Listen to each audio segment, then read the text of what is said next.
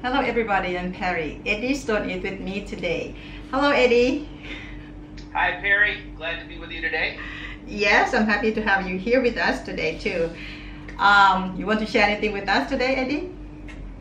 I have several things to share with you. I know you've got some questions, and so I don't know if you want to ask those first, but one of the things I want to talk about after we have the questions is how to stop the problems associated with acid reflux or heartburn.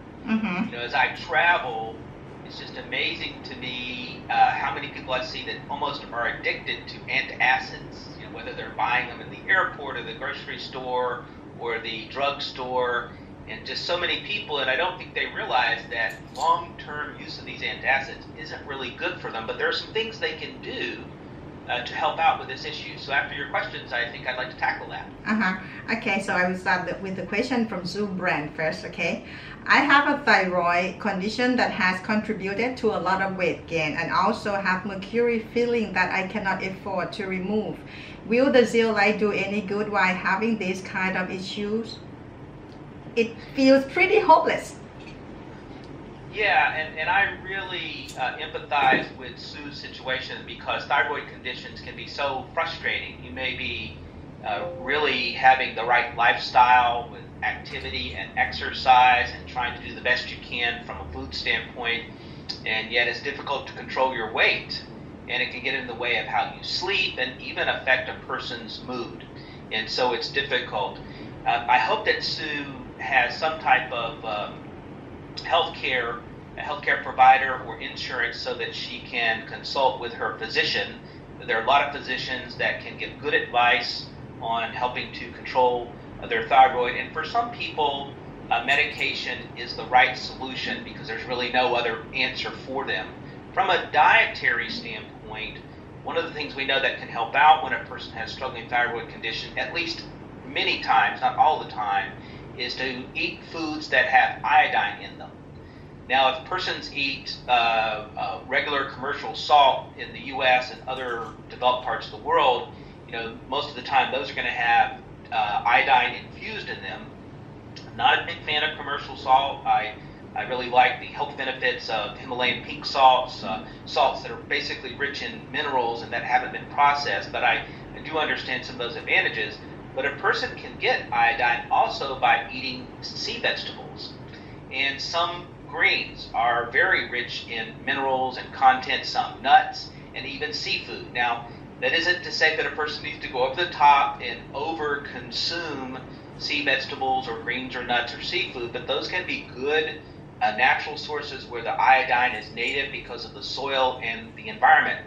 In terms of how the zeolite would affect it, the bottom line is we know that people that are struggling with a thyroid condition, if they don't pay attention to it, if they don't try to do the best they can from a dietary standpoint, and there are some common do's and don'ts, if they don't pay attention to it from an exercise and a meditation standpoint, there are things they can do for what I call well care. The condition will get worse. And so just like eating right, trying to exercise, working with a physician, then detoxing also is important.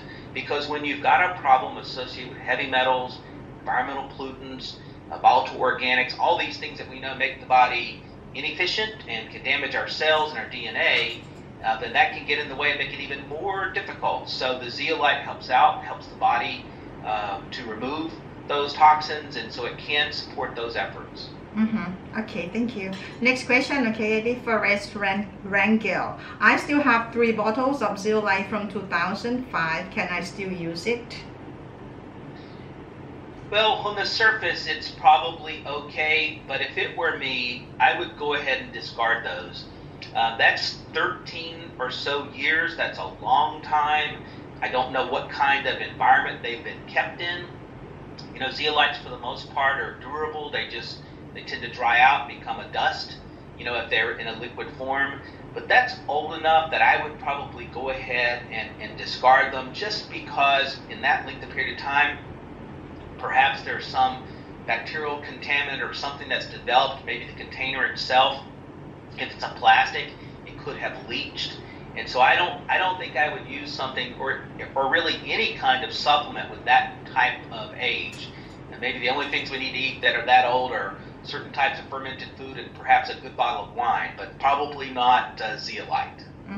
Okay. Next question. Mavis Walker. Is zeolite safe for children with autism? From England.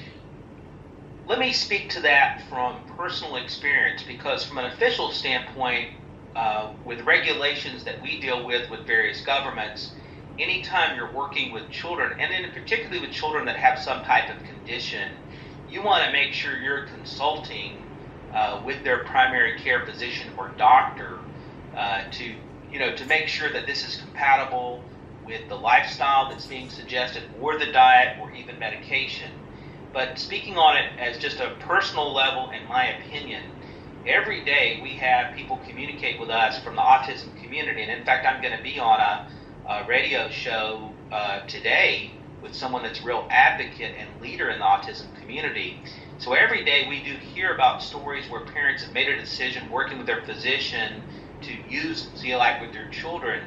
And oftentimes the results can be very positive. We hear people with really quite remarkable improvements in behavior and more calmness and stillness. We know that for a lot of people there's a strong feeling that autism is impacted by heavy metal environmental pollution. Some people believe that even the preservatives utilized in vaccines can play a role. I'm not really wanting to speak to those issues, but I believe if I had a child, based upon my dialogue with their doctor and what I learned about their circumstances, I would use a detoxifier like zeolite, because I think it can only help from just a general standpoint and maybe very specifically. And so they need to do their research, they need to work with their physician, but I would say that's worth investigating, because I think that the chances of having a positive impact are very strong. Okay. And the next question, Mina Milos, why do you think zeolite is good for us when it contains aluminum and mercury? We definitely don't need to add any more toxins in our bodies. Well, the premise of the question is correct. We certainly don't want to do anything that adds toxins to our body any more than maybe it's just natively in the water and the air and things like that. But zeolite does not have mercury in it if it has been cleaned.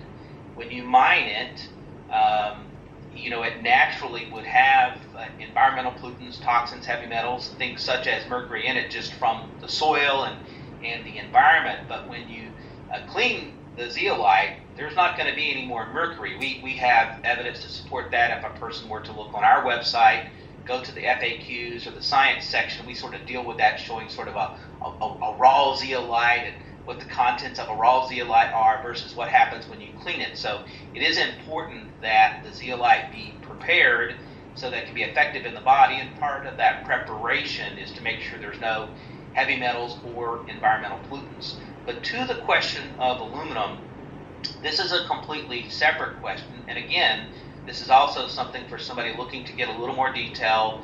If they look on the shop page for our products on our site, we actually, in our FAQ section, we actually deal with that. And I think our question's worded something like, if it's made out of silicone and aluminum, can the aluminum be released in the body?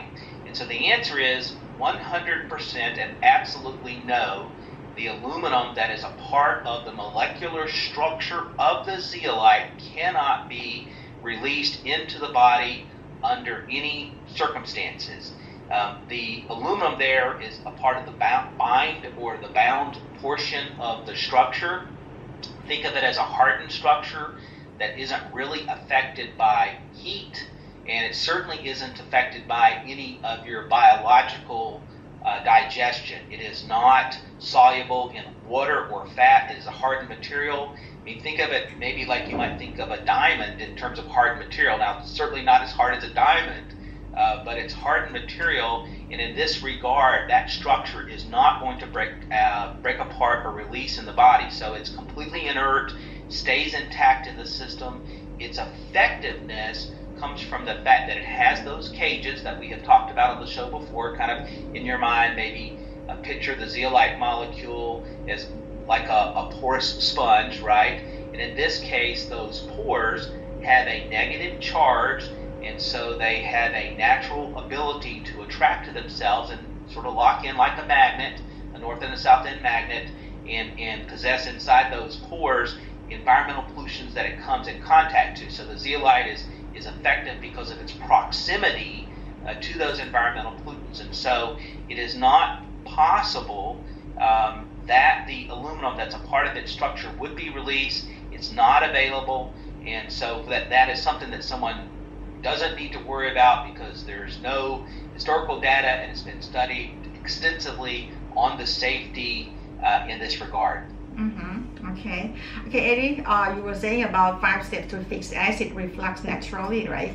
So yeah, I was, and so this is where I'll be careful here because I don't want to preach to everybody or sound like their parent, but I really have concern how often people really just overconsume these antacids and they don't realize the challenges long term that presents to their body in terms of diluting the ability of the digestive system to work properly. You know, those acids are being produced because the body thinks it has something it needs to break down and digest. And so when we do that over time, we get in the way of that natural function. And so the breakdown of food and the extraction of nutrients from the food we eat is diminished. And people can actually consume antacids at such a rate, they're essentially malnourished. You know, they can find themselves deficient in certain vitamins and nutrients and things that they need. So I'll stop with that, but I think most people that are listening to us probably know about what I'm talking about, and you may even have people that you know that keep a bottle of antacid or a pack of antacids in their purse or in their briefcase or in their car. I've got a friend that it's almost like a small barrel that you might think of to hold snacks in it, but it's holding his antacids. And unfortunately, the antacid makers kind of make it sound like a fun thing, right? So they're not just in tablet form that taste like sweets or candy, they're in gummy form, and people are giving them to their children. And so I'll tell you right up front, I'm not an advocate of antacids. I do realize there's probably situations where the stomach is pumping too much acid and a doctor or a medical community, somebody needs to help to intervene with that situation. But the vast majority, when I say that, Perry, I mean probably 99% of the people out there that are consuming antacids on a regular basis, it's their problem, their heartburn, the acid reflux is coming from lifestyle issues. And so here's some of the places where that starts. Most people only eat a cooked food diet. And when you cook food, even if the food you're cooking hasn't been ultra processed, but let's just say it's fruits and vegetables, when it's cooked to excess and it gets above, say, about 116, 118 degrees Fahrenheit, the heat actually begins to denature the micronutrients found in that food, but it also then can begin to destroy the natural enzymes that would aid the body once consumed with breaking down that food. And so then the body makes too much antacid. And then the other big issue is it's not just the fact that people eat so much cooked food. That food is processed, and we've talked about processed food before, and anybody listening, you kind of know my opinion there. But then the other side of this is they eat so quickly that they don't actually break down and chew food in a way that helps to emulsify it somewhat in your mouth, right? Your body is so remarkable and impressive, and if we could somehow really watch the chemistry at work, it would just be sort of mind-blowing how efficient and fantastic it is. But when we chew, our body is producing enzymes that help to break down that food, plus the action of our jaw and what we're chewing. And so then when it goes into the gut, it's been hopefully broken down into almost a paste-like substance. And so then when it gets into the gut doesn't think it has to have excess acids to actually break it down. So a combination of taking time when a person eats, trying to be a little thoughtful about the kind of food that they eat, that it's not all processed and pasteurized, and that the food has some native enzymes associated with it. Those are important.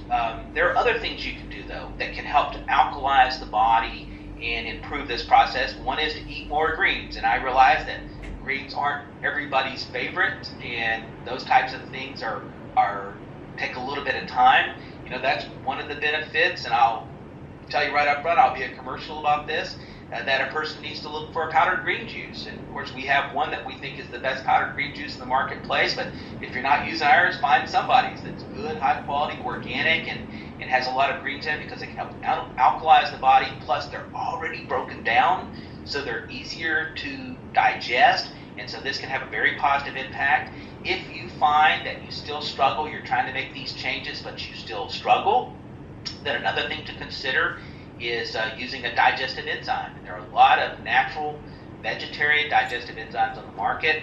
We have an enzyme product called Green Energy that is primarily proteolytic enzymes focused on breaking down and metabolizing proteins, but it can aid and support the digestion of food. And so I'll tell you right up front, knowing what I know about enzymes, and maybe at some point we can make that a show, I actually have used enzymes with every meal possible. Now, I'm not 100% on that because sometimes you're traveling or whatever it has to do, but I've used enzymes with my meals for almost 30 years. It's one of the most consistent health habits that I've developed because I was one of those persons, particularly when I was in school, where I was doing all the things I just said. I was eating acidic foods, I was eating processed foods, cooked foods, I was not sleeping well, eating too fast, on the go, and I found myself using a product we have here in the States called Alka-Seltzer almost every single day. And I began to realize, that wasn't a good long-term health strategy, and so in addition to the lifestyle modifications, the dietary modifications, I began to use digestive enzymes, and I'm really quite convinced it can make a difference. Now, some other things you can do is you can watch out for trigger foods, and you can watch out for how much you dilute a meal when you're consuming it. So there's many health advocates out there in the marketplace, and this is really an idea that I think was largely taken out of the Asian community, and that's to think about when you eat, that what you put into your stomach and during the digestive process almost becomes like a cauldron where it's making a warm stew, right, with the food that you eat, and then your body's going to break it down and take out nutrients. And so if you are over-consuming water or alcohol, wine, beer, or other things while you eat, you can wind up diluting the digestive process so much that it's ineffective. And once again, the body makes excess stomach acids to break down the food.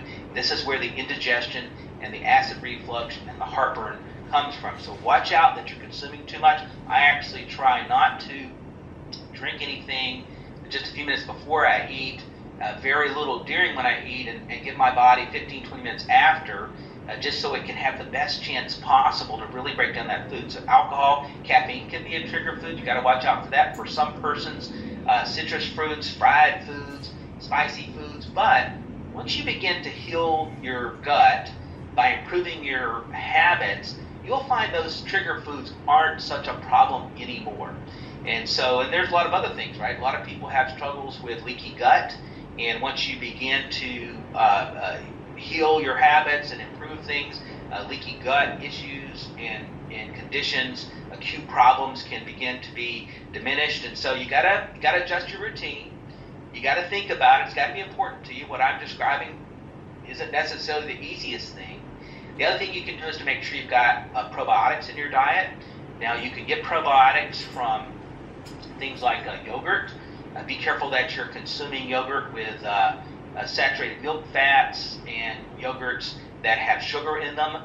I'm a fan of Greek-style yogurts because it does really bring to the surface the probiotics that you find in there. So a zero-fat, plain Greek yogurt can be really helpful. If you want to have it flavored, you can think about things like honey that's local to your area, or even adding some fruit, modest amounts of fruit to it at the end. But when it's packed into the yogurt to begin with, then the yogurt and the bacteria is in there. The probiotics will actually consume the sugars.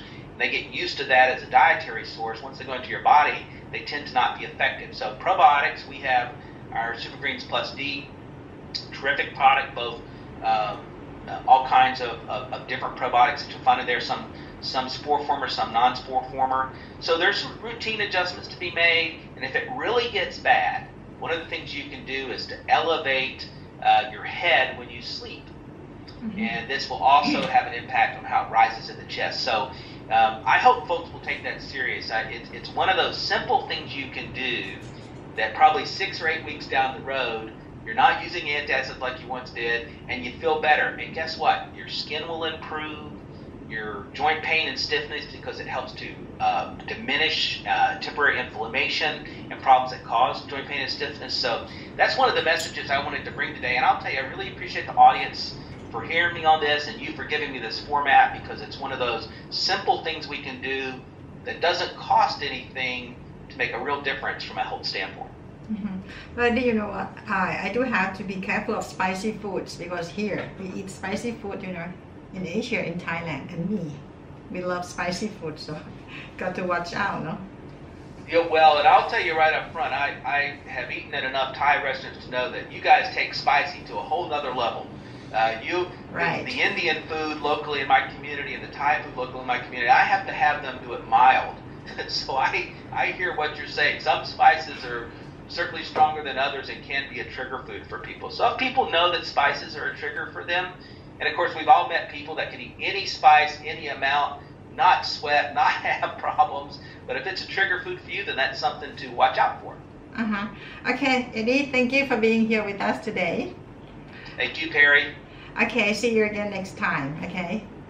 Yes, ma'am. Have a good day. Bye-bye. Bye-bye. Thank you for watching. See you again tomorrow with Ken Dan. Bye-bye.